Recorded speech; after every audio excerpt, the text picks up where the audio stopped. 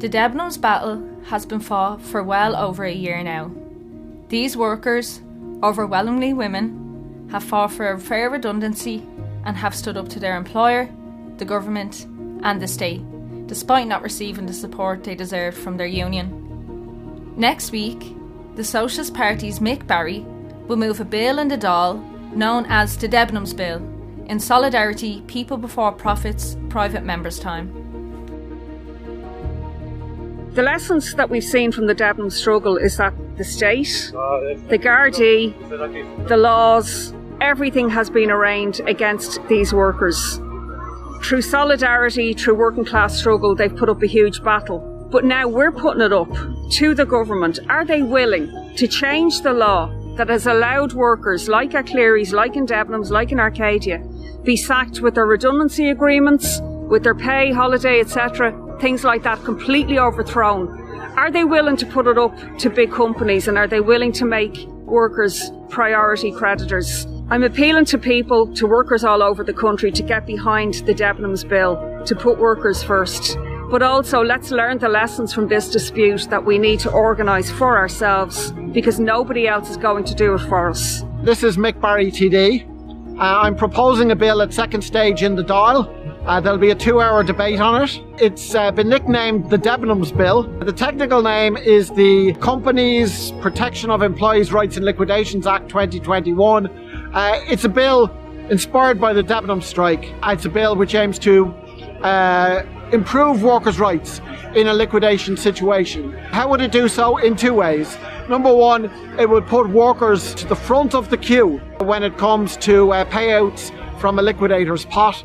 And number two, it would say that unpaid collective agreements, such as an unpaid redundancy agreement, would be considered as a debt in liquidation law. It's about time that we improved workers' rights in liquidation situations, that we passed legislation such as this. So workers must come first. Support the Debenhams Bill.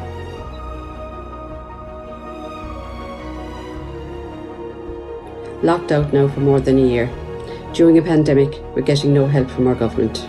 We fully support the legislation that is being put forward by Mick Barry. And us, as workers, will be watching this very, very carefully, especially watching the TDs vote on it when it does eventually come to be voted on. Collective agreements need to be recognised, as it is a big part of union negotiations, and it is a big part of what the staff believe in. So now we are asking for ye, the government, to look after the backbone of this country, which is the employees. So we are all asking ye to do the right thing. And when it does come to vote, vote yes. You, like the Dunstore strikers, have forced this issue to have on the Dáil floor a new legislation going through that would protect workers like you and other workers going forward.